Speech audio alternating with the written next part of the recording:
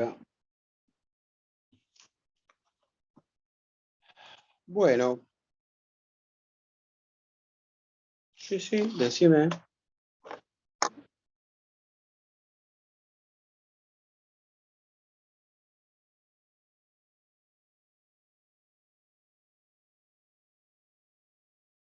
Sí, son sacados del China, pero no está el último, porque el último China salió hace 15 días. Claro, está hasta el 2022. El año que viene ya va a estar el nuevo, va a estar cargado el nuevo China. Nosotros en general tratamos, no, a veces no es tan fácil, de mantenerlo lo más actualizado que se pueda, ¿viste? No es a veces tan sencillo porque, bueno, todos los días se están publicando cosas nuevas y todos los días aparecen novedades, entonces a veces no es tan fácil mantener todo al día, ¿entendés? Por ejemplo, el libro de cardio lo actualizamos todo el año pasado, cardio. Ahora lo volveremos a actualizar dentro de un año, 2 años, haremos de vuelta otra revisión, pero bueno, no es tan fácil mantener todo tan actualizado. Bueno, vamos a hablar de PIC, que fue el tema de esta semana. PIC es un tema que está considerado el tema más difícil dentro de los pacientes respiratorios. ¿Por qué? ¿Por qué PIC sería el tema más difícil? Básicamente porque más o menos se calcula que habría unas 250 causas de PIC. Entonces, cuando vos te cae un paciente con EPIC, llegar al diagnóstico de por qué tiene PIC no es tan sencillo porque hay muchas causas. ¿Y por qué hay muchas causas? Hay muchas causas porque hay muchas relacionadas con los trabajos, con las ocupaciones de los pacientes. Hay más o menos, se calcula que hay unas 120, 130 enfermedades profesionales relacionadas con el EPIC. Entonces no es una cosa tan rara lo del EPIC. ¿Qué es lo que pasa en el EPIC? Bueno, antiguamente EPIC en realidad es una denominación moderna que se tomó un poco para contraponerla a la denominación de EPOC. Antiguamente esto se llamaba fibrosis pulmonar. O sea, son una serie de entidades que gatillan la aparición a nivel del pulmón de ciertos cambios fibróticos. Esos cambios fibróticos lo que van a provocar es básicamente un alejamiento entre el alvéolo y el capilar pulmonar. O sea, normalmente el alvéolo y el capilar pulmonar están uno al ladito del otro. Entonces, es muy fácil hacer hematosis, o sea, que pase el oxígeno al capilar y el dióxido al alvéolo, porque están pegados y las paredes son delgadas. Cuando usted tiene un EPIC, lo que ocurre es que se produce una proliferación loca de fibroblastos y hay mucho colágeno que se deposita rodeando al alvéolo. Toda esa capa de colágeno que rodea al alvéolo hace que primero aleja el alvéolo del capilar y en segundo lugar, como el colágeno es denso, dificulta la difusión tanto del oxígeno como del dióxido de carbono. Entonces, de esta manera es que la fibrosis pulmonar produce este cuadro clínico. ¿Cómo va a venir al consultorio el paciente con EPIC? ¿Cuáles son las manifestaciones clínicas que va a tener el paciente? Es un paciente que va a venir con disnea. pero viene al consultorio. Es una disnea a grandes esfuerzos. Al comienzo de la enfermedad, por supuesto, si usted lo agarra en una etapa más avanzada, va a tener disnea cada vez a esfuerzos menores, hasta que va a llegar un momento que va a tener disnea de reposo. Pero lo habitual es que venga al consultorio con una disnea a grandes esfuerzos. ¿Qué significa esto? Que el paciente le dice: mi doctor, camino 3 cuadras, 4 cuadras, y me falta el aire. Yo antes caminaba 20 cuadras, no lo sentía, y yo ahora camino 4 cuadras, 3 cuadras y me falta el aire. Entonces, usted le tiene que llamar la atención que tiene esta disnea. Puede tener cierta taquipnea. Usted sabe que la frecuencia respiratoria normal es de 12 a 16 por minuto. Los pacientes a lo mejor respiran 20 veces por minuto porque justamente como hay un agrandamiento del espacio entre el alvéolo y el capilar, trata de compensar eso respirando más veces por minuto. Suelen tener tos, es una tos seca, sin flema, sin catarro, una tos seca. Y no hay otra cosa, no hay fiebre, esto es muy importante, no hay fiebre, ni febrícula, no hay malestar general, no hay un cuadro gripal. Esto es importante para diferenciarlo, por ejemplo, de una neumonía atípica,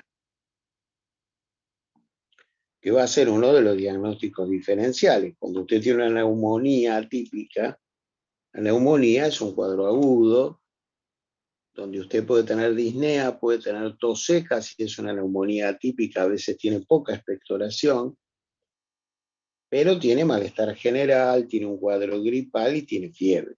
Acá no hay todo eso. Si usted lo agarra al paciente con el cuadro más avanzado, bueno, ahí ya va a tener disnea a menores esfuerzos. Tipo dice, camino una cuadra y me fatigo. Y puede empezar a aparecer cierto grado de cianosis. Como es una cianosis central, se acuerda que la cianosis central es una cianosis de piel y mucosas, entonces va a tener cianosis en los labios, en la boca, en la mucosa bucal, en los dedos, en las orejas, en la punta de la nariz. Y puede tener lo que se llama hipocratismo digital. Hipocratismo digital es que tiene dedos con forma de palillo de tambor y uñas con forma de vidrio de reloj. Ese hipocratismo digital lo vamos a estudiar el año que viene cuando tengamos reumatología. No se sabe bien por qué se produce, pero hay muchas enfermedades que pueden cursar con hipocratismo, por ejemplo la endocarditis, por ejemplo la colitis ulcerosa, el hipotiroidismo. O sea, hay distintas causas de hipocratismo y sobre todo los cánceres de pulmón.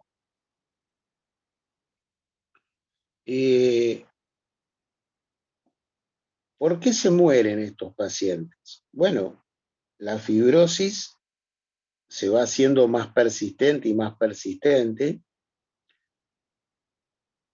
No todos responden a los tratamientos, no tenemos tratamientos adecuados para frenar la fibrosis pulmonar. Responden al tratamiento un 30, un 40%, el resto continúan su evolución a la fibrosis y van a morir de insuficiencia respiratoria, a menos que usted le haga un trasplante de pulmón. Y otra causa de muerte es que a medida que la enfermedad progresa, el paciente tiene más hipoxemia. Cuando usted tiene una hipoxemia importante, una PO2 de 60, la hipoxemia en forma refleja produce una vasoconstricción de la arteria pulmonar. Y esa vasoconstricción de la arteria pulmonar produce un aumento de la resistencia periférica que va a afectar al corazón derecho.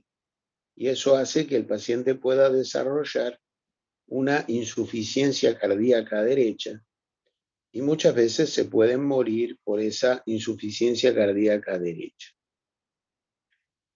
Esto es importante porque usted puede, con un ecocardiograma, medir la presión de la arteria pulmonar y, si está elevada, prevenir que aparezca la insuficiencia cardíaca derecha, dándole oxígeno domiciliario todo el tiempo. Pues lo vamos a estudiar esto cuando demos la clase de EPOC, pero vale también para un EPIC avanzado.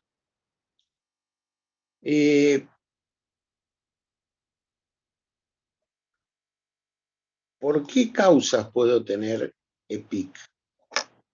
Bueno, hay varias clasificaciones. A mí me pareció que una clasificación sencilla era clasificarla en EPIC de causa conocida y EPIC de causa desconocida. Dentro del EPIC de causa conocida, tenemos primero la inhalación de polvo de minerales.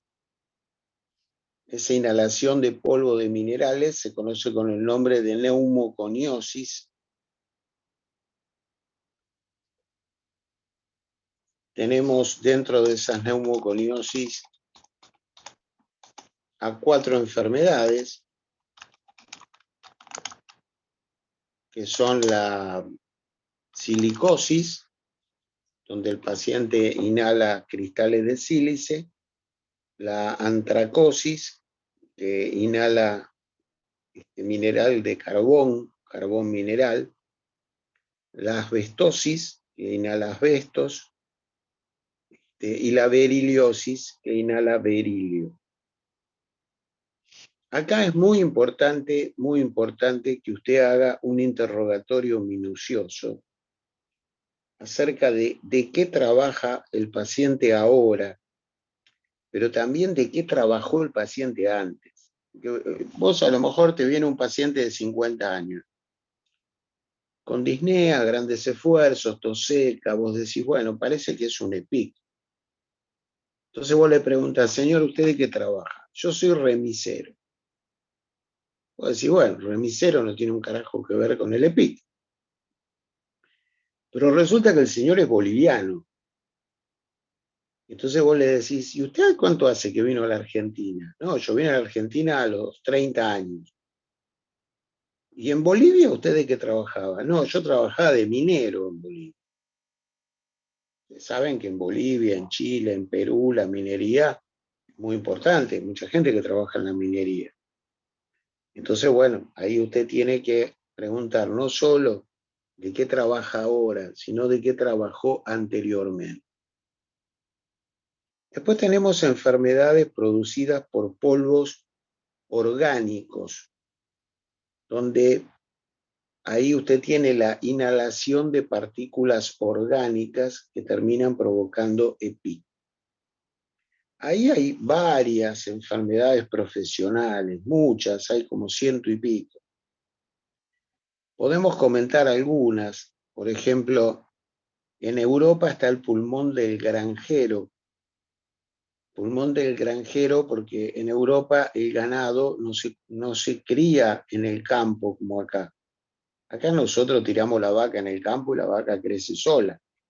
Lo único que tiene que hacer la vaca es comer pasto, nada más. Pero en Europa en invierno nieva. Entonces no podés dejar la vaca afuera porque nieva y la vaca se muere.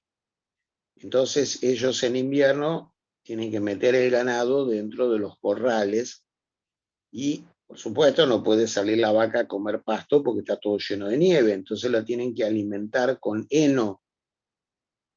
Entonces tienen parvas de heno y esas parvas de heno muchas veces tienen contaminación con hongos y se levanta cierto polvillo por ese heno. Entonces hay personas que inhalando ese polvillo desarrollan una fibrosis pulmonar.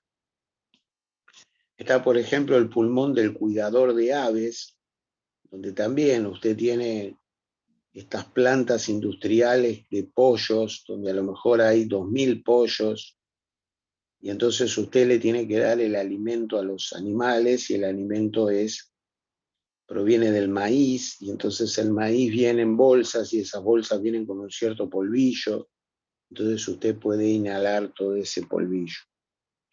Les cuento otras, está el pulmón del fabricante de pochoclo, gente que trabaja en fábricas de pochoclo con maíz, y que entonces el maíz, cuando usted lo infla para hacer el pochoclo, libera como un polvillo, y al inhalar ese polvillo puede hacer una fibrosis pulmonar. Está en la zona de Tucumán, está el bagazo, que es el residuo de la caña de azúcar. Cuando usted utiliza la caña de azúcar para hacer azúcar, queda como un polvillo, que es un residuo de la caña de azúcar que se llama bagazo, y la enfermedad se llama bagazosis. Después tiene la gente que trabaja en la industria textil. Ahí usan hilados para hacer telas, y esos hilos le liberan como una pelusa, y si usted inhala esa pelusa puede hacer una visinosis.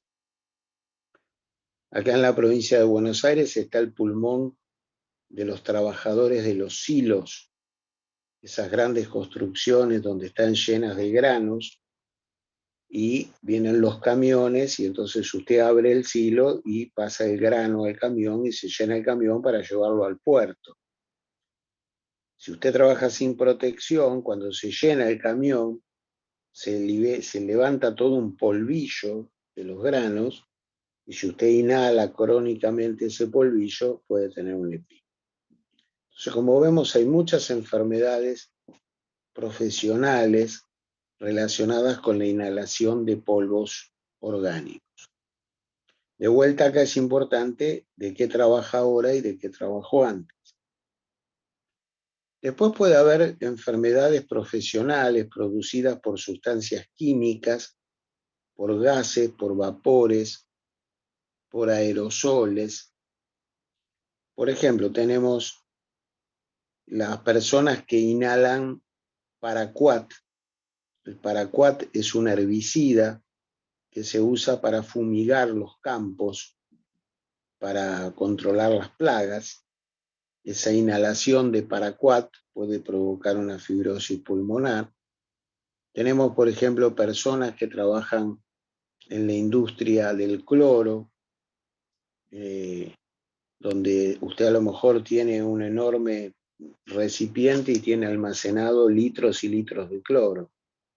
Llega a haber un accidente, ahí se rompe el recipiente o explota o lo que sea, todos inhalan cloro, y el cloro es altamente tóxico. Después tenemos las fibrosis provocadas por fármacos. Esto es interesante porque ahí ve usted que dentro de la anamnesis de este paciente, usted le tiene que preguntar: ¿usted toma algún medicamento en forma habitual? ¿Ha tomado algún medicamento los últimos 10 años en forma habitual, en forma crónica? Ahí tenemos algunas sustancias que se usan para el tratamiento del cáncer, por ejemplo, la bleomicina, el busulfán, el melphalan. Son drogas que se usan en el tratamiento del cáncer, que producen EPIC. El metotrexate, que se usa en el tratamiento de la artritis reumatoidea y en el tratamiento de la psoriasis. La amiodarona, que es un antiarrítmico, que cuando usted lo toma en forma crónica puede producir neumonitis y puede evolucionar a la fibrosis pulmonar. Por eso, cuando usted tiene un paciente medicado con amiodarona, le tiene que hacer placas de tórax cada 6 meses y chequear que no esté provocando la amiodarona ningún tipo de trastorno a nivel pulmonar. La sulfasalacina, que es una droga que se usa para el tratamiento de la colitis ulcerosa. Las sales de oro. Las sales de oro se usaban en una época para tratar la artritis reumatoidea. Son todas drogas que usted tiene que interrogar porque son todas drogas que pueden dar fibrosis pulmonar. Si usted tiene un paciente medicado con metotrexate o con amiodarona, usted tiene que hacerle placas 2 veces por año y chequear que no esté haciendo daño pulmonar por la medicación. La radioterapia no solamente que le hayan irradiado el pulmón, porque a veces puede ser que le hayan hecho radioterapia en el mediastino o que le hayan irradiado la mama o el esófago o le hayan dado radiación por un linfoma, pero esa radiación afecta el tejido pulmonar y puede provocar zonas de fibrosis pulmonar. Y el distrés respiratorio es un cuadro agudo de terapia intensiva, el distrés. Es un cuadro que vamos a estudiar, que tiene una alta mortalidad. Más o menos, si vos tenés un distrés, se mueren el 70-80%, una mortalidad muy alta. Y dentro de los que se salvan de un distrés, suponete que el 3%, el 4%, tiene la mala leche de que se salva del distrés, pero el daño pulmonar es reparado con fibrosis. Y entonces se salvaron del distrés, pero en 2 años los mató la fibrosis pulmonar. Eso lo vimos también ahora con el COVID. El COVID te mata de distrés y hubo pacientes que salían del distrés, pero lamentablemente hacían fibrosis y se mueren en 2-3 años.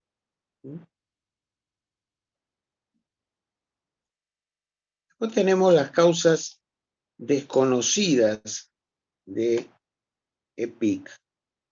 Dentro de las causas desconocidas, la más importante y la que usted siempre debe pensar es que el paciente puede tener una colágenopatía.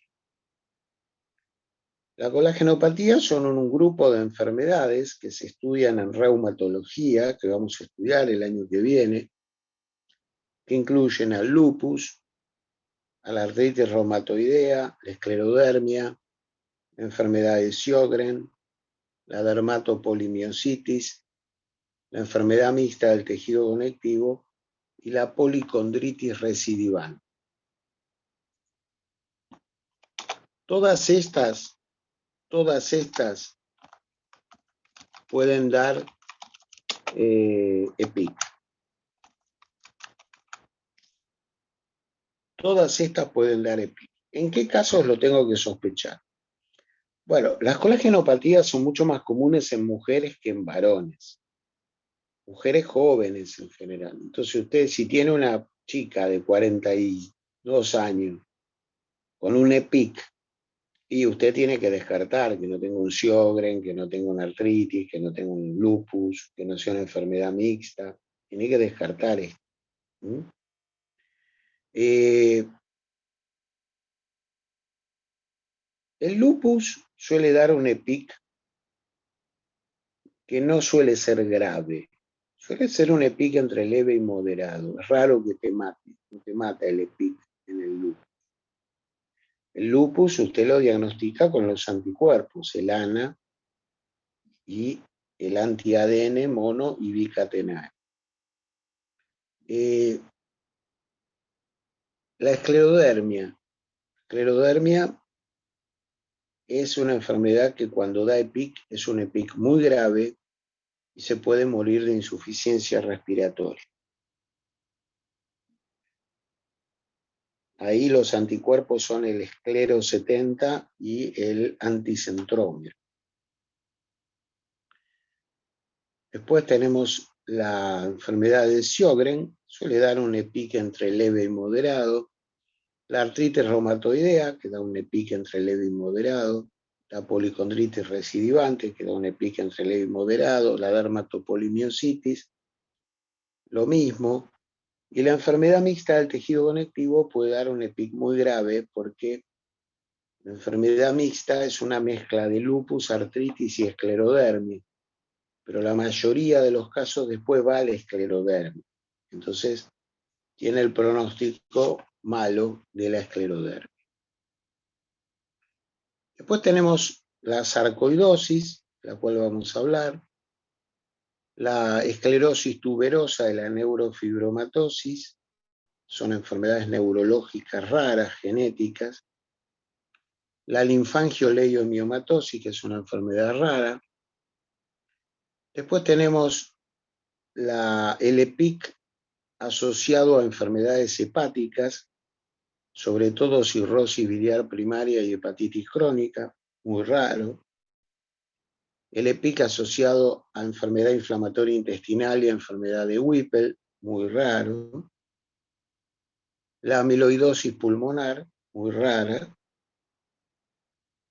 La fibrosis pulmonar en las artropatías seronegativas, esto sería fundamentalmente en la espondilitis anquilosante, tiene una característica: en la espondilitis anquilosante la fibrosis afecta sobre todo a los lóbulos superiores del pulmón. Después tenemos el pulmón crónico de la anemia falciforme, lo vamos a estudiar cuando hablemos de la anemia falciforme, y finalmente lo que se llama la fibrosis pulmonar idiopática, que hay distintos tipos de fibrosis pulmonar idiopática. Básicamente hay 2 tipos con muy mal pronóstico y 4 tipos que tienen un pronóstico un poquitito más benigno.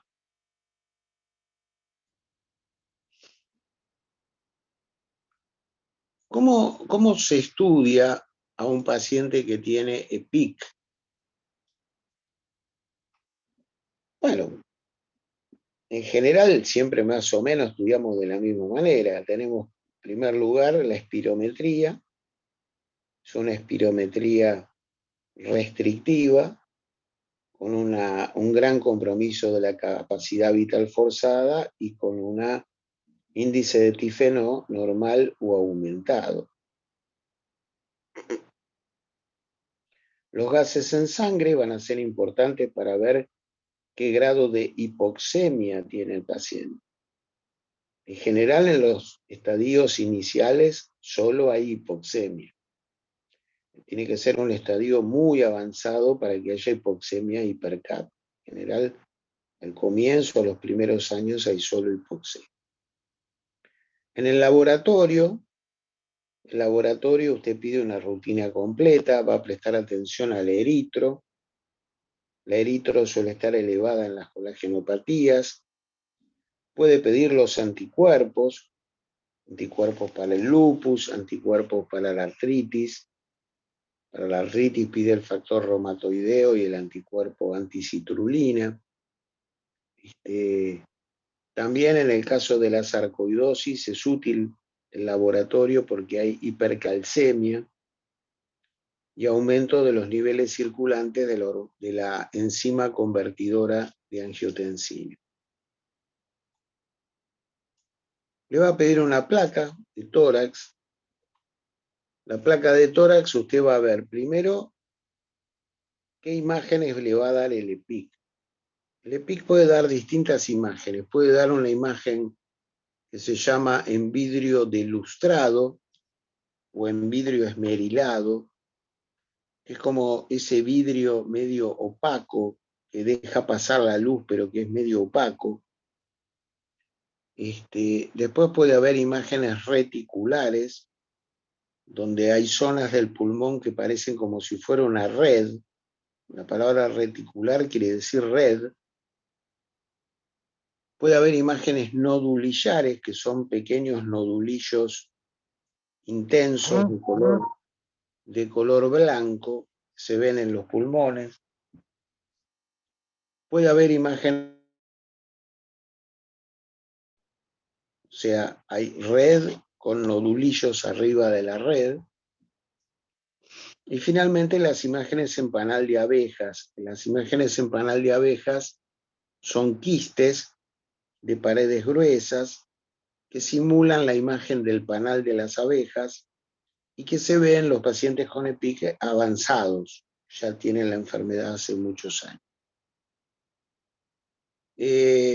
A veces, además de estas enfermedades, estos patrones, se hablan de patrones intersticiales. A veces, además del patrón intersticial, puede haber un patrón alveolar, donde se ve todo blanquito el pulmón, como si fuera, como se ve el pulmón en una neumonía, todo blanco. Ese patrón se conoce con el nombre de patrón alveolar. Por ejemplo, en la sarcoidosis hay zonas que tienen patrón alveolar y zonas que tienen patrón intersticial. También es importante dónde están las lesiones. La mayoría de los casos son basales, empiezan en la base del pulmón. Pero hay algunas enfermedades que las lesiones son a predominio del lóbulo superior. Por ejemplo, en la sarcoidosis, en la miodarona, en la histiocytosis, en la silicosis, en la beriliosis y en la espondilitis anquilosante, la fibrosis es predominantemente del lóbulo superior.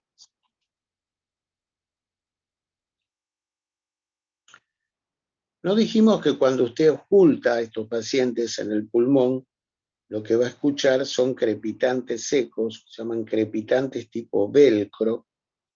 Si alguien tiene algo con velcro, si usted abre, por ejemplo, una zapatilla que tiene velcro, ese ruido que hace el velcro cuando usted lo abre es lo que usted va a escuchar a nivel del pulmón.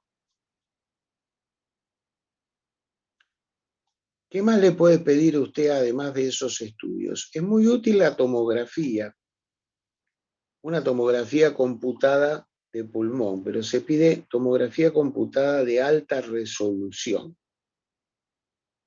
¿Qué diferencia hay con respecto de una tomografía común? En la tomografía común, usted le hace cortes de tórax cada 2 centímetros. En cambio, cuando usted pone tomografía de alta resolución, le hacen cortes cada 2 milímetros. Y eso le permite mejorar la visualización de las lesiones, dónde están ubicadas las lesiones, le permite también elegir el lugar donde usted va a hacer la biopsia. Se puede pedir una prueba del ejercicio. La prueba de ejercicio es una prueba que apareció no hace tanto tiempo. Se le pone al paciente una distancia, póngale 20 metros, y le dicen, usted va a caminar estos 20 metros lo más rápido que pueda y tiene en total para caminar 10 minutos. Eso, por supuesto, vos caminás lo más rápido que puedas, pero si tenés un EPIC, tenés disnea, entonces va a llegar un momento que vas a caminar más lento porque la disnea no te deja. Y entonces la prueba de ejercicio le permite a usted ver un poquitito cómo, ver lo que ocurre. No es una ergometría. La ergometría es otra cosa. La ergometría es un estudio cardíaco, cardiológico. La ergometría es una prueba donde usted pedalea y le duele el pecho o aparecen cambios en el electro. Eso para el diagnóstico de que usted tiene un problema coronario. Esto es una prueba de ejercicio. Usted le dicen, bueno, acá hay 20 metros, tiene 10 minutos. Camine lo más rápido que pueda y vamos a ver cuántos metros camina. Obviamente, si usted tiene disnea, va a caminar menos que una persona normal. Después tenemos otro estudio espirométrico que es la prueba de difusión con monóxido de carbono. Esta prueba de difusión de monóxido de carbono explicamos cuando dimos la clase de espirometría, que se hace con material radiactivo. El paciente aspira al material radiactivo una sola vez, se espera 1 minuto o 2 minutos y expira en otra manguera donde se va a medir, lo que se mide es la radiactividad en el aire expirado. Que se mide la radiactividad en el aire expirado. Cuanto mayor sea la radiactividad en el aire expirado, más grave es el EPIC. Porque normalmente el monóxido es un gas muy soluble que pasa muy rápido del alvéolo al capilar. Si cuando usted expira todavía en el aire expirado hay mucho monóxido radiactivo, quiere decir que usted tiene un impedimento para la difusión del monóxido. La importancia de esta prueba es que es una prueba que se hace, que si está alterada, su alteración es precoz, es anterior a la aparición de los cambios radiológicos. O sea que le permite a usted hacer un diagnóstico precoz. Se puede pedir un lavado broncoalveolar. El lavado broncoalveolar, por ejemplo, es muy útil para la sarcoidosis, porque usted en la sarcoidosis va a tener un lavado broncoalveolar a predominio de linfocitos.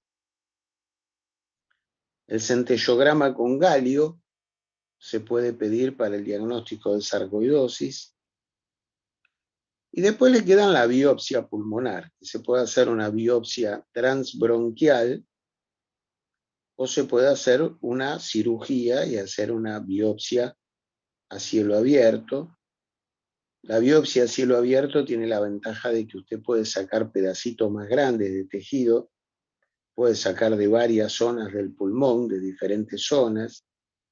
Eso permite que el patólogo reciba una mejor muestra y al recibir una mejor muestra que pueda hacer un diagnóstico con mayor precisión. Bueno, hemos hablado entonces de la metodología de estudio, hemos hablado del cuadro clínico. Con respecto al diagnóstico diferencial tenemos las neumonías atípicas que ya explicamos. Otro diagnóstico diferencial es la llamada linfangitis tumoral pulmonar. La linfangitis tumoral pulmonar es que usted tiene un cáncer en algún lado, ese cáncer ha invadido los linfáticos del pulmón. Y al invadir los linfáticos del pulmón se disemina por todo el pulmón y da una imagen muy parecida a un EPIC. Esos son los principales diagnósticos diferenciales. Vamos a hablar un poquito de las fibrosis idiopáticas. Vamos a ver hasta dónde nos da el tiempo para hablar de todas y de todas las causas. Empecemos con las fibrosis pulmonares idiopáticas. En general son pacientes grandes, son pacientes de 50 años o más, los que tienen fibrosis pulmonar idiopática. ¿Cómo se produce esta fibrosis idiopática? Bueno, se cree que llega algún tipo de noxa al pulmón, puede ser por polvo, por humos, por irritantes, por infecciones virales. En los últimos años se le está dando bastante jerarquía a la presencia de microaspiraciones digestivas y a la presencia de reflujo gastroesofágico crónico y severo. Esto es importante porque usted va a tener que mandar al paciente al gastroenterólogo y descartar que no tenga un reflujo severo. Todas estas noxas terminan gatillando una reparación pulmonar, que es una reparación descontrolada, donde esa reparación descontrolada hace que haya una gran proliferación de fibroblastos y un depósito excesivo de colágeno. Hay ciertos mediadores. Sí, si usted tiene reflujo severo, seguramente va a tener pirosis, seguramente. Si no está tratado, tiene que tener pirosis. Hay una serie de mediadores, está el factor de necrosis tumoral alfa, el factor de crecimiento transformante beta, el factor de crecimiento de las plaquetas, el factor de crecimiento símil insulina tipo 1 y la endotelina tipo 1. Y habría en estos pulmones una menor producción de caveolina 1. La cosa es que proliferan los fibroblastos y el tipo termina teniendo una fibrosis. Distinguimos dos formas de mal pronóstico. La primera forma de mal pronóstico es la llamada idiopática común. Representa más o menos la mitad de los casos. Es una fibrosis heterogénea.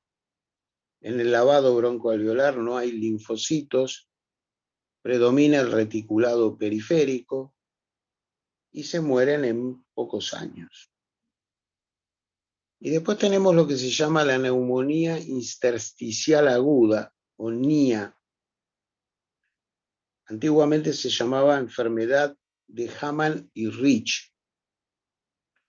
Estas tienen un comienzo agudo, tienen tendencia a una fibrosis homogénea. En la radiografía da una imagen alveolar, por eso se llama neumonía. En realidad no es una neumonía en el sentido de que no tiene gérmenes, pero da una imagen parecida a una neumonía, da una imagen alveolar, una imagen como una nube blanca. El lavado broncoalveolar tiene predominio de neutrófilos y el 50% de estos se mueren en 2 meses. O sea que esto que cuando tenés Hamann y Rich sonaste porque el pronóstico es muy malo. Se lo trata con corticoides intravenosos, con ciclofosfamida, pero el pronóstico es muy malo. Y después tenemos las fibrosis idiopáticas de buen pronóstico. Ahí tenemos el NINE, que es la neumonía intersticial no específica. Ahí tiene el lavado broncoalveolar a predominio de linfocitos. Tiene pocos focos de consolidación, pocos focos de panal de abejas. Pero esto tiene una característica, puede tener síntomas sistémicos, por ejemplo, febrícula, anorexia, pérdida de peso. La mayoría de los casos son idiopáticos, pero se ha visto casos asociados a colagenopatías, también a HIV. En general, el 70% mejora con corticoides. Por eso se la considera de buen pronóstico. Se le da corticoides y el 70% mejora. Después está el NOC, que es la neumonía organizada y criptogénica. Acá hay una invasión progresiva de los bronquiolos. Los bronquiolos se ocluyen. Como se ocluyen los bronquiolos, se van a ver imágenes en consolidación, en parches. Son parches consolidados, como si simulara una neumonía, pero en parches. En el lavado broncoalveolar hay un predominio de linfocitos, sobre todo CD8, y estas, la mitad son idiopáticas, y la mitad pueden ser por colagenopatías, por vasculitis, por neumonía eosinófila, por tiroiditis, asociado a tumores hematológicos, síndrome mielodisplásico, enfermedad de injerto contra huésped, sobre todo en pacientes que fueron trasplantados el pulmón y con trasplante de médula. También los pacientes que toman metotrexate, amiodarona. Esta fibrosis idiopática tiene estas características de NOC. También estas tienen síntomas generales, pueden tener tos seca, disnea, pérdida de peso y febrículas. Van a la insuficiencia respiratoria crónica, tienen aumento del eritro, neutrofilia y leucocitosis. He visto, una vez vi 2 casos, uno que lo vi yo y otro que me consultaron. Los 2 que vi asociados a colagenopatías.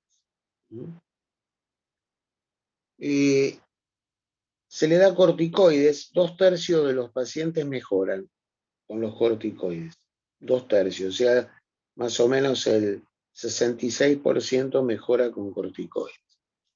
Pero hay 1/3 que no responde y se muere de insuficiencia respiratoria. Después tenemos el NID. El NID es la neumonía descamativa. El NID es la neumonía descamativa crónica. Acá hay macrófagos. El lavado broncoalveolar da predominio de macrófagos. Se asocia a tabaquismo y es de curso crónico. También es de buen pronóstico, de mejor pronóstico que las otras. Y después te queda la neumonía intersticial linfoide. Es más común en mujeres, con predominio de linfocitos, tienen fiebre, artralgias, pérdida de peso. Se asocia mucho a linfomas, HIV, enfermedades autoinmunes, colagenopatías. Tienen anemia, hipergamaglobulinemia y el 70% responde a los corticoides.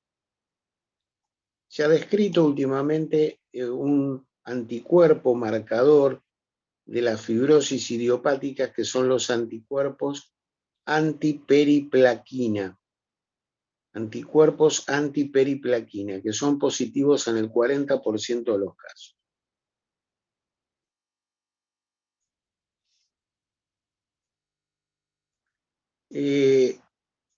El tratamiento, en general, se hacen en todos estos, por supuesto se le dice que no fumen, se los vacuna contra el neumococo, se los vacuna contra la gripe, se les trata el reflujo gastroesofágico si tienen reflujo, y se suele hacer un tratamiento de prueba. El tratamiento de prueba se hace con meprednisona y con, a veces asociada a un inmunosupresor. Que más se usa es la azatioprina. Ese tratamiento de prueba se hace durante 3 meses y se ve la respuesta. Si las lesiones mejoran y mejoran los gases, se continúa con el corticoide y el inmunosupresor. Si no mejora, bueno, no responde al corticoide ni al inmunosupresor, en ese caso se suspende la administración.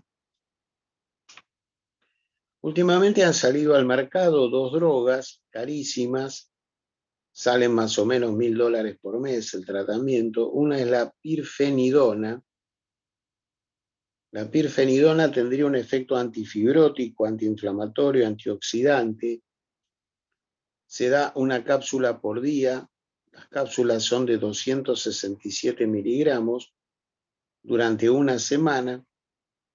Después se sube a 2 cápsulas por una semana y finalmente se dan 3 cápsulas por semana. Esa es la dosis de mantenimiento. Hay que chequear las enzimas hepáticas durante el tratamiento con pirfenidona. Y se está usando también un inhibidor de la tirosina quinasa, que es el nintedanib. Nintedanib. 150 miligramos cada 12 horas con las comidas. Este también puede tener toxicidad hepática y se ha visto que enlentece la velocidad de evolución de la enfermedad. Por supuesto, si lo necesitan, van a necesitar oxígeno domiciliario y pueden llegar a necesitar un trasplante de pulmón. Profe, Vamos, profe, ¿sí? ¿me escucha? Sí, la escucho. ¿Podría repetir cómo es el uso de pirfenidona? Por favor. La pirfenidona se usa una semana, primera semana, una cápsula por día. Las cápsulas son de 267 miligramos. Una semana se usa una cápsula, la semana que sigue se usan 2, y después se sube finalmente a 3 cápsulas semanales y esa es la dosis de mantenimiento, 3 cápsulas semanales. Son 3 cápsulas semanales y no por día. No, las cápsulas son por día, 3 por día. Ah, bueno. 3 por día. Eso que me confundió. Dale, gracias. Bueno, muy bien. Vamos a la sarcoidosis. Sarcoidosis Es una enfermedad muy interesante porque no se sabe por qué se produce. La mayoría de los casos aparecen en adultos jóvenes, menores de 40 años. Tiene un leve predominio en mujeres, puede aparecer en el embarazo y en la lactancia. La mayoría de los casos ocurren en invierno o a comienzos de la primavera. Es una enfermedad granulomatosa, o sea, se forma un granuloma, como pasa en la tuberculosis. Pero es un granuloma sin gérmenes, no hay bacilos. No se sabe por qué se produce la enfermedad. Es una enfermedad de climas templados y fríos. Acá en la Argentina tenemos sarcoidosis en la zona de Buenos Aires, todo lo que es la pampa húmeda, y tenemos en el sur. No hay sarcoidosis en el norte, porque hace demasiado calor. Lo mismo en Brasil. En Brasil no creo que haya sarcoidosis, salvo en Río Grande do Sul, en la zona más del sur de Brasil. Arriba no creo que haya porque es un clima tropical. Hay mucha sarcoidosis en Estados Unidos, Canadá y en el norte de Europa, Alemania, Dinamarca, norte de Francia, todo lo que es la parte de Europa que da al Mar del Norte. Se vio que hay más casos en las zonas donde hay más pinos. Entonces algunos pensaban que hay alguna relación con los pinos en la aparición de los casos. Pero hasta ahora se está buscando un bicho y nunca se encontró ningún bicho de la sarcoidosis. ¿Cómo se presenta el paciente con sarcoidosis? Bueno, 20% son asintomáticos. O sea, usted le sacó una placa y encontró de casualidad en la placa las lesiones, pero el paciente estaba fenómeno, no tenía nada. Esos son un 20%. Después hay una forma aguda o subaguda. Esa forma aguda o subaguda tiene síntomas generales que pueden ser fiebre, malestar general, anorexia, pérdida de peso. Entonces, esto te engaña y te hace pensar en una tuberculosis. Tipo que tiene tos, fiebre, pérdida de peso, anorexia. Vos decís, parece una tuberculosis. En estas formas agudas o subagudas hay dos síndromes. Uno es el síndrome de Löfgren.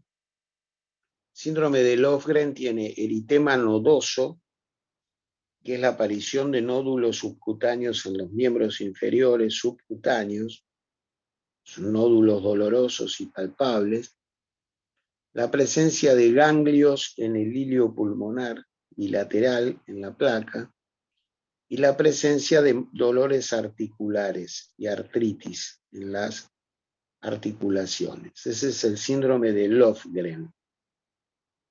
Y después hay otro síndrome que es el síndrome de Herford y Waldenstrom, que tiene fiebre, agrandamiento de las parótidas, parálisis del par 7 bilateral en general, el facial, y uveitis, o sea, afecta al ojo. Y después tenemos la forma insidiosa. La forma insidiosa es una forma que tiene meses de evolución. El 90% tiene síntomas pulmonares y a veces puede tener síntomas en otros órganos. En el pulmón puede tener nódulos, puede tener un patrón alveolar o puede tener un patrón retículo nodulillar. O sea, cualquiera de los tres patrones puede ser sarcoidosis. Yo he visto sarcoidosis con múltiples nódulos pulmonares, otras con zonas retículo nodulillares y con algunas zonas de condensación, algunas zonas alveolares. Lamentablemente, más o menos el 5% puede evolucionar a una fibrosis pulmonar severa y morir de sarcoidosis. Es una enfermedad que afecta mucho a los ganglios, sobre todo los ganglios paratraqueales, los ganglios mediastinales, los ganglios del hilio pulmonar, cervicales, axilares, epitrocleares, inguinales, retroperitoneales. O sea, es una enfermedad con ganglios afectados. También es una enfermedad que puede diagnosticar el dermatólogo, porque tiene muchas lesiones en la piel. En la piel puede tener nódulos subcutáneos, puede tener erupciones maculopapulares, puede tener eritema nodoso, puede tener placas purpúricas elevadas en cara, glúteo y extremidades. Hay una lesión que aparece en la cara que se llama lupus pernio, que es una lesión de color azul violáceo en la nariz, en las mejillas, en los labios. Ustedes saben que las lesiones de la parte media de la cara se llaman lupus. Está el lupus por tuberculosis, está el lupus eritematoso sistémico, y está este que es el lupus pernio, que es de la sarcoidosis. La enfermedad puede afectar mucho los ojos, o sea que puede hacer el diagnóstico el oftalmólogo.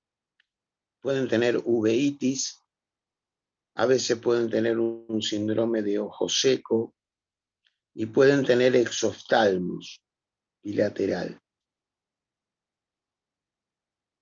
Puede dar rinitis, congestión nasal, difonía, o sea, afectando la vía aérea superior.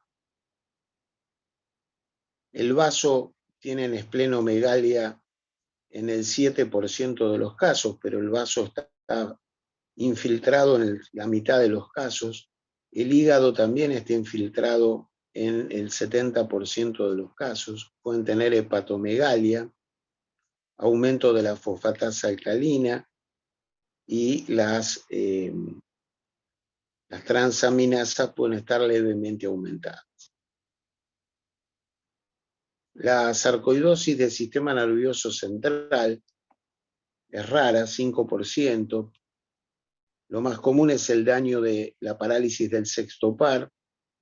Puede afectar el nervio óptico, problemas de la audición, puede producir convulsiones, puede simular una esclerosis múltiple y puede dar psicosis, delirios, depresión y cambios de la personalidad.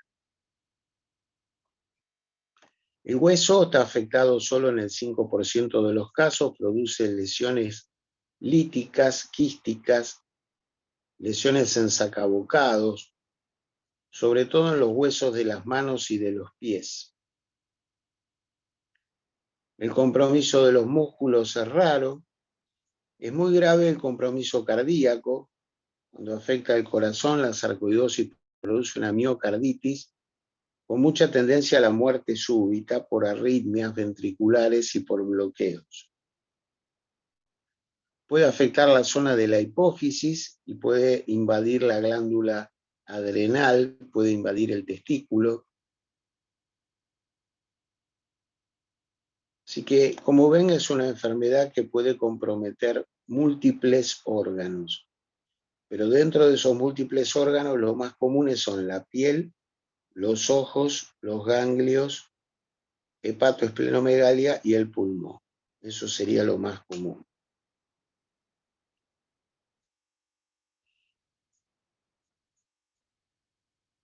En la metodología diagnóstica, usted le va a pedir la radiografía de pulmón.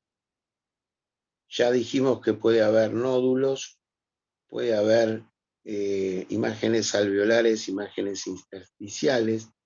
Es muy común que tengan aumentados los ganglios del hilio pulmonar. Le va a pedir la espirometría. En el laboratorio la eritro va a estar elevada, tienen anemia de trastornos crónicos, pueden tener leucopenia, linfopenia, pueden tener eosinofilia, tienen hipergamaglobulinemia la fosfatasa alcalina está aumentada. Usted le puede dosar los niveles de calcio. Los niveles de calcio están aumentados porque el granuloma fabrica calcio, fabrica vitamina D, y la vitamina D retiene calcio. Entonces, por esa razón tienen hipercalcemia. Y también están elevados en sangre los niveles de la enzima convertidora de la angiotensina. El lavado broncoalveolar va a tener un aumento de los linfocitos. El centellograma con galio radiactivo, galio 67, ahí va a ver usted que el galio se deposita en las zonas pulmonares afectadas. Y finalmente puede llegar a la biopsia transbronquial o a la biopsia a cielo abierto. A veces se pueden biopsiar también las lesiones cutáneas. Entonces, al biopsiar la lesión cutánea, si usted encuentra el granuloma en la lesión cutánea, ya está, sarcoidosis, no necesita biopsiarle el pulmón. Se puede confundir con la beriliosis. La beriliosis da imágenes muy parecidas a la sarcoidosis, así que usted siempre debe preguntarle al paciente si ha trabajado con cierto grado de exposición al berilio. ¿Cuáles se tratan? Se tratan los que tienen síntomas severos o persistentes, los que tienen compromiso del sistema nervioso central, los que tienen compromiso del ojo, los que tienen compromiso del miocardio, de la vía aérea superior, hepático, los que tienen hipercalcemia, los que tienen trombocitopenia asociada y los estadios pulmonares más avanzados. Todos esos se tratan. En tratamientos con meprednisona se dan 40 miligramos por día, por vía oral. En general mejora en 7-8 meses.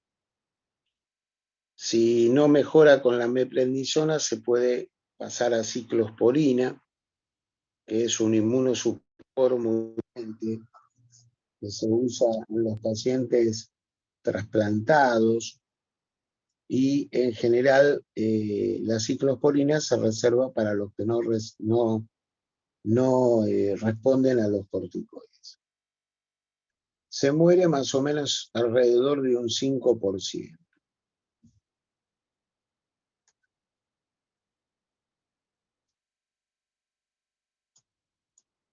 Vamos a hablar algunas cositas de las enfermedades pulmonares, de la neumoconiosis. Vamos a empezar con la silicosis. La silicosis en general es pacientes que trabajan cortando piedras en canteras de granito o en la industria del mármol. También son pacientes que trabajan limpiando frentes con chorros de arena. Esos son los pacientes más expuestos. Hay una silicosis aguda que es de rápida evolución, es una neumonitis que mata al paciente en 2 años. Y después tenemos la silicosis crónica, que da un EPIC a predominio de lóbulos superiores, tienen compromiso de los ganglios del hilo pulmonar, los ganglios tienen una calcificación irregular que se llama encáscara de huevo. Estos pacientes con silicosis tienen más posibilidad de agarrarse tuberculosis. Por ejemplo, usted tiene ahí en Chacarita, cerca del cementerio, hay unas marmolerías que trabajan de hacer lápidas para el cementerio. Yo fui a pedir un pedacito de mármol para poner arriba de la estufa, porque mi estufa tiraba humo y me tiznaba toda la pared. Entonces fui a pedir un pedacito de mármol, llevé las medidas, y el tipo que cortaba el mármol no tenía ninguna protección. Entonces le digo, mirá, vos tenés que trabajar con protección, porque todo este polvillo vos lo estás inhalando, Se te va a depositar en el pulmón y vas a hacer una enfermedad. Pues el tipo me agradeció, que yo le dije, bueno. Entonces, cuidado, porque estos tipos que se exponen a esto, la arena tiene sílice. Si usted va a la playa y usted agarra un poquito de arena, usted va a ver que en la arena se ven como unas perlitas brillantes. Esas perlitas brillantes que tiene la arena es el sílice. Se produce por la erosión de las rocas de la costa, por la acción del mar, ¿no? La asbestosis, hay pocos lugares en el mundo donde usted se puede agarrar la asbestosis porque está en contacto con asbestos en la naturaleza. Eso hay minas de asbestos en la zona de Macedonia, ahí en el Cáucaso. Pero en una época se usaba mucho el asbesto para hacer un material que se llamaba amianto, que era un gran aislante térmico y un gran aislante eléctrico. Se lo utilizaba en la ropa de los bomberos, se lo utilizaba en los cables, para revestir cables. Y lamentablemente, si usted trabaja en algo donde usted tiene exposición a los asbestos, puede tener una fibrosis pulmonar, y también el asbesto aumenta la incidencia de cáncer de pulmón de tipo escamoso o adenocarcinoma, y sobre todo tiene gran riesgo de mesotelioma. Mesotelioma es un cáncer muy maligno de la pleura, donde si usted tiene un mesotelioma, casi con seguridad usted estuvo expuesto a los asbestos. Acá en Buenos Aires se armó un lío con los operarios del subte, porque el subte de Madrid nos vendió vagones al subte de Buenos Aires sin decirnos que los vagones tenían asbesto. Y entonces los operarios de acá dicen, ah, claro, vos me haces arreglar estos vagones, me voy a morir de mesotelioma por estar expuesto al asbesto. Se armó un lindo lío con todo eso. La antracosis es por inhalación de carbón mineral. El carbón mineral, usted tiene minas de carbón, hay en Europa minas de carbón, nosotros en la Argentina tenemos una sola mina de carbón en la cordillera, en Río Turbio, en la provincia de Santa Cruz. Si usted trabaja muchos años expuesto a la inhalación de partículas de carbón, va a tener una fibrosis pulmonar donde, además de tener un patrón fibrótico, va a tener nódulos pulmonares, sobre todo en los lóbulos superiores. Y después tenemos la beriliosis, que ya dijimos que es muy parecida a la sarcoidosis. El berilio se usa en la industria de los cerámicos, de las lámparas fluorescentes y en la industria electrónica. Ya hablamos de las exposiciones a polvos minerales, polvos orgánicos, así que eso no nos vamos a detener en eso. Nos queda hablar un poquito de la histiocitosis y de la linfangioleiomyomatosis. Vamos a la histiocitosis. La histiocitosis es una enfermedad muy rara, es realmente rara. Yo, histiocitosis, creo que vi un caso. Se produce porque hay una proliferación de histiocitos. Los histiocitos son macrófagos fijos, están en los tejidos. En el pulmón, los histiocitos son las células de Langerhans. Y entonces aparecen nódulos de células de Langerhans que forman parches fibróticos, sobre todo en los lóbulos superiores.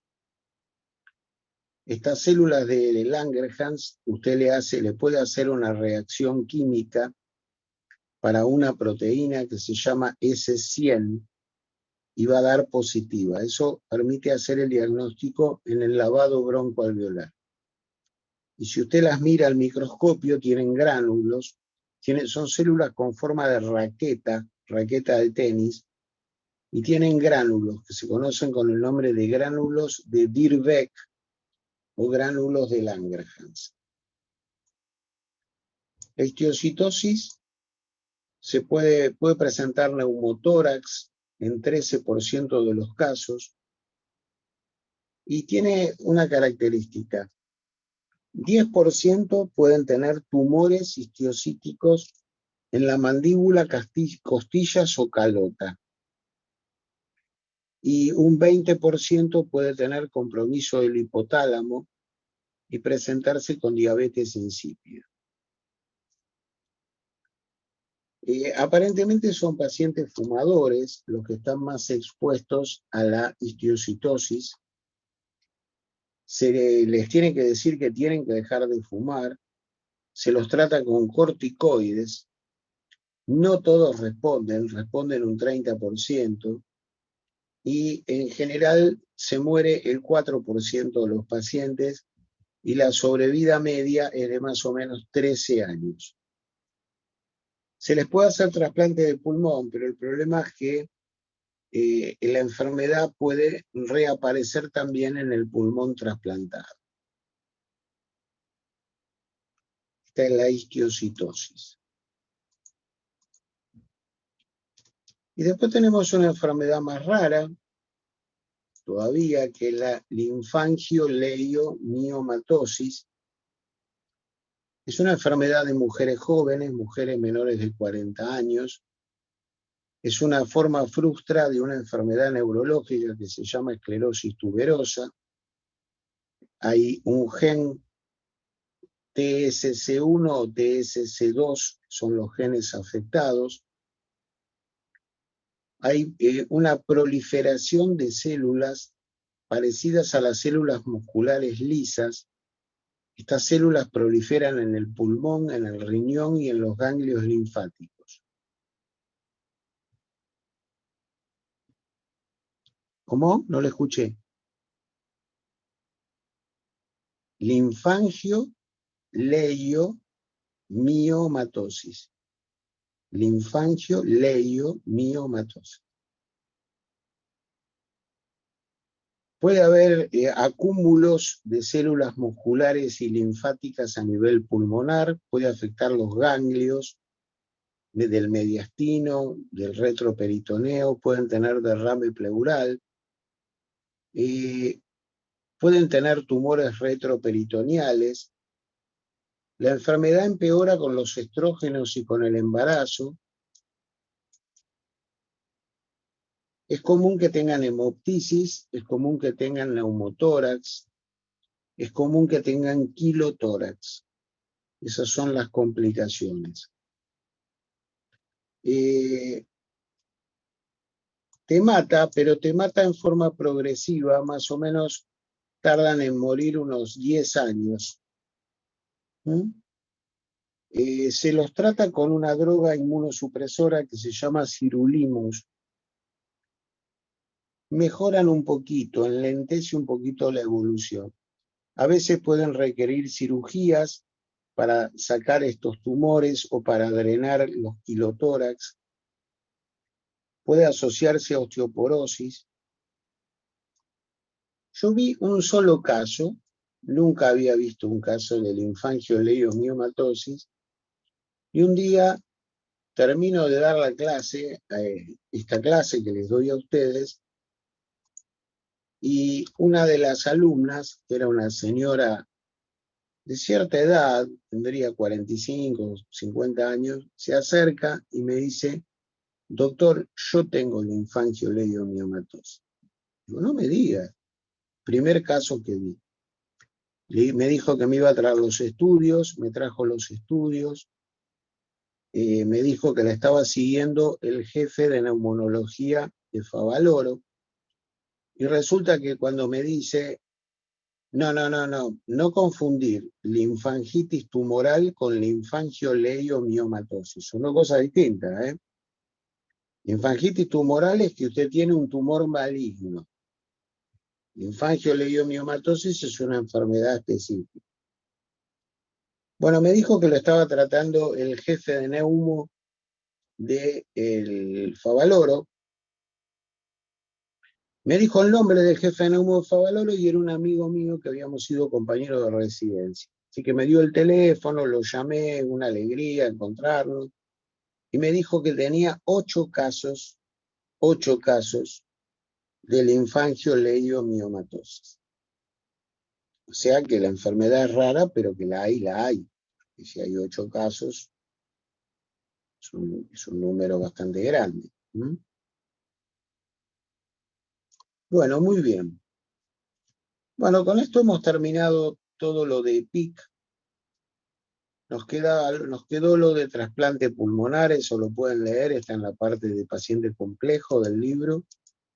Cuáles son las principales indicaciones de trasplante y qué tipo de trasplante se hacen y qué complicaciones puede tener el paciente trasplantado.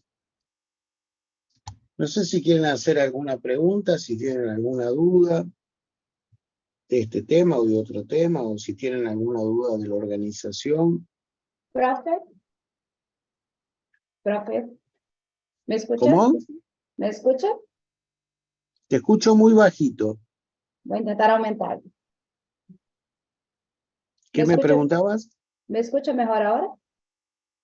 Te sigo escuchando bajito. Anotámela la pregunta. Dale, dale, ya escribí.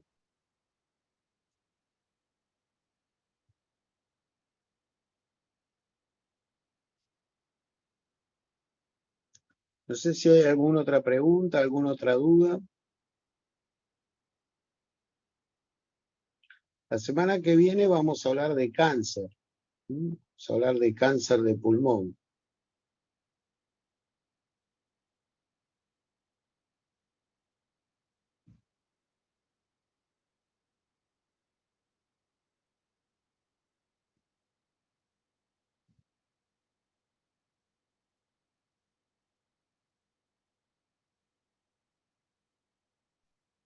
Doctor, Bueno, si yo tengo una última consulta. dígame. Cerca de asma, me quedó una duda hasta qué momento el tratamiento se hace ambulatorial y desde cuándo se pasa a terapia intensiva. El límite de uno para cuando arranca el otro. Usted está hablando del asma, la crisis asmática. Sí, El paciente va a la guardia. Usted en la guardia le pone oxígeno, hidrocortisona intravenosa, lo sí, nebuliza con salbutamol, lo nebuliza con furosemida, lo nebuliza con ipratropio. sí. Si con eso no responde, le da adrenalina subcutánea en abones subcutáneos de a 1 centímetro.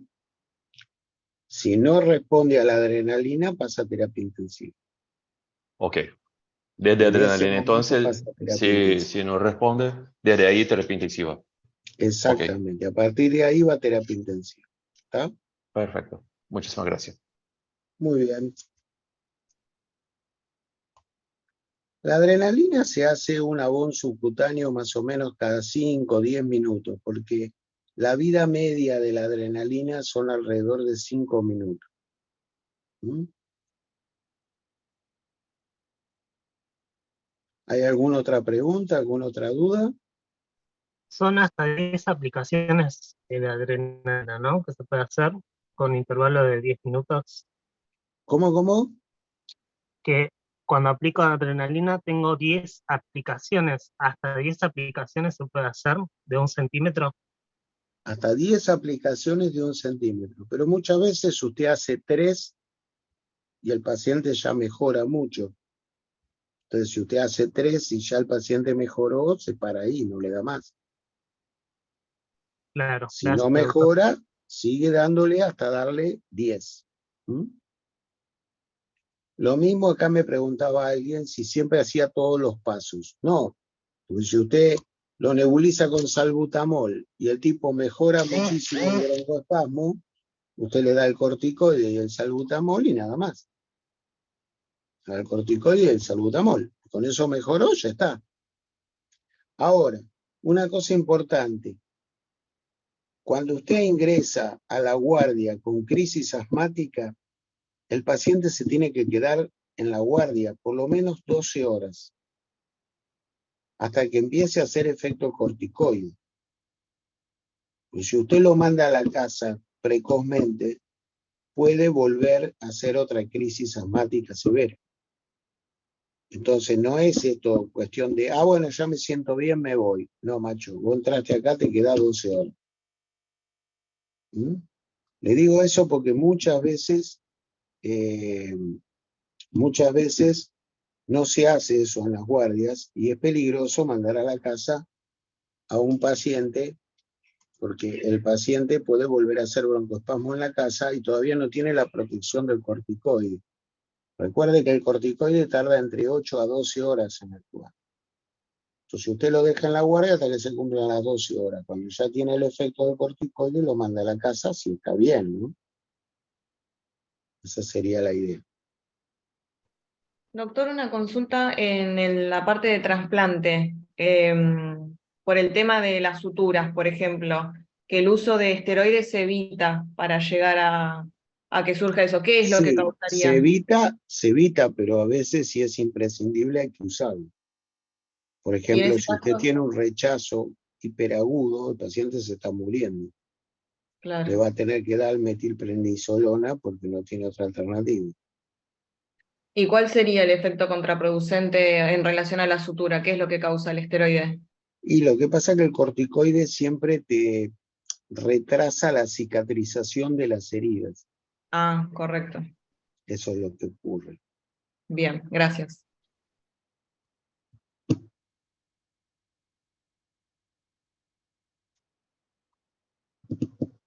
Bueno, señores, la semana que viene estoy pensando que es Semana Santa, o sea, tenemos feriado.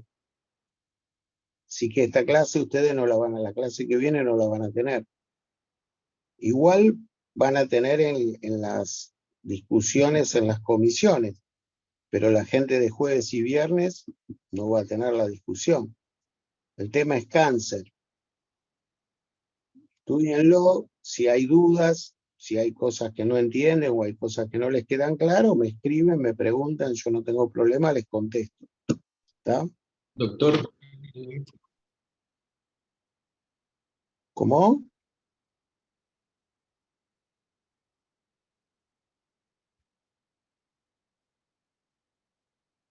Pero ustedes, ¿qué tienen los sábados? Usted tiene teórico los sábados, pero el sábado de Semana Santa no tenemos teórico. ¿Cómo?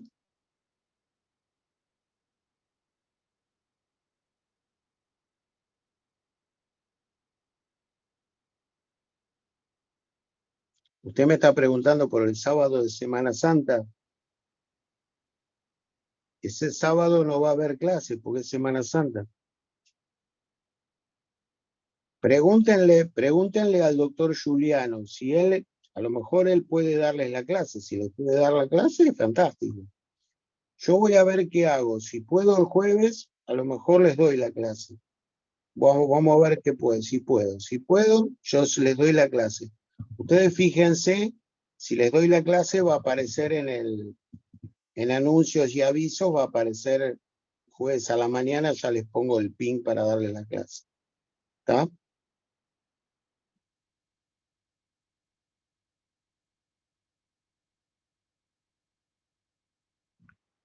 Bueno, vamos a dejar. Nos vemos la semana que viene, esperemos. ¿Sí? Estudien el fin de semana, duro. Gracias, doctor. gracias. Gracias, doctor. Gracias, Gracias, chao. doctor.